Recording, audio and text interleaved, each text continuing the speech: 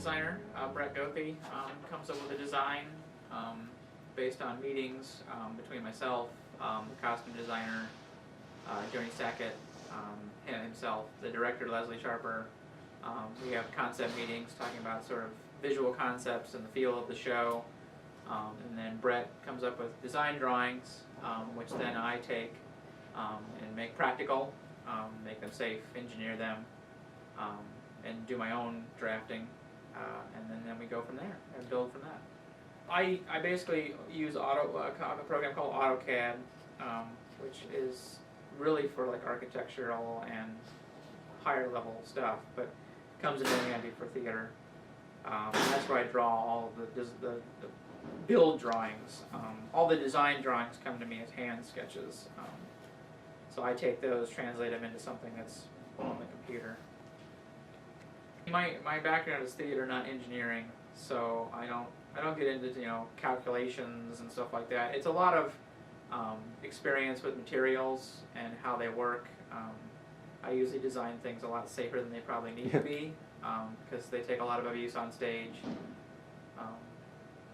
So yeah, I mean, we're using a lot of steel construction for this show, which is not uncommon for theater, but just it's a whole different game.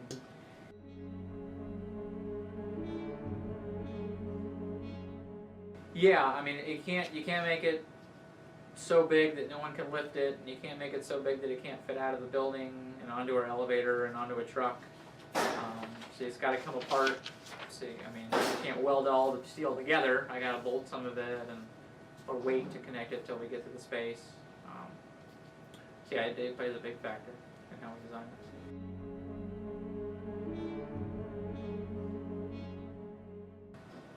Well, it's myself as the technical director, Scott Humiston, who's the assistant technical director.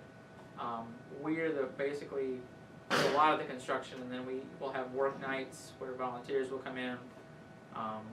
Not yet, we're not having those because we're sort of doing like a week of construction, and then probably later we'll do some more woodworking construction and paint work and finish work with volunteers.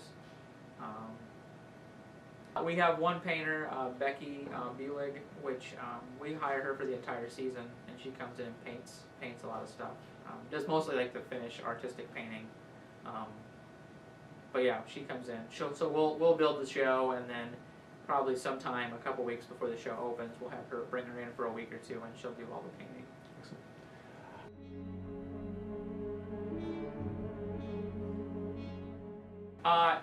It kind of, a lot of times it depends on skill level.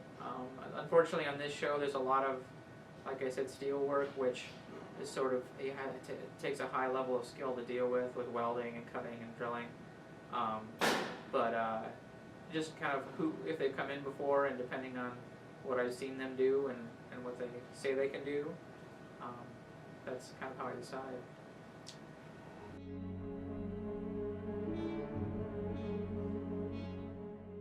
I'd say we've taken a more distinct look to it. It's not sort of enclosed, it's all open sides except for one side. So our trap door, actually the bodies, you'll see them fall as opposed to being hidden, just falling through a hole in the floor. So we're taking some liberties with that. A lot of it's going to be very modular. It's the same pieces will be able to turn around and be different shapes, and all our pieces are being multitasked.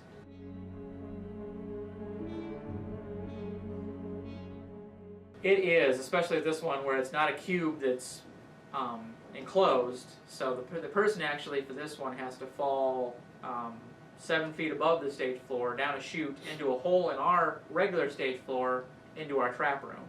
So in all total, it's almost like a 15 to 17 foot drop.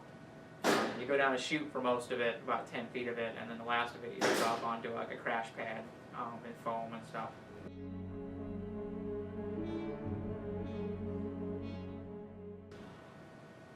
Every show brings its own challenges.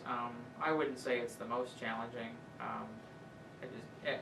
It's hard to ever say, one show is more challenging than another. It's just every show has its challenges.